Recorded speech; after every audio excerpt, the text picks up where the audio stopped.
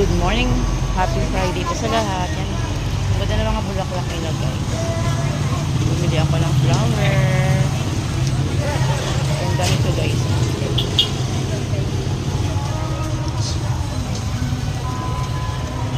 Cute ng mga colors.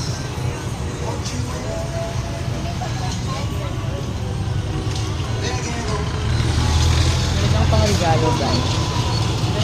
Hindi kayo dito. Bumili kami ni Amar ng flowers para kay Manang Lolit. Guys.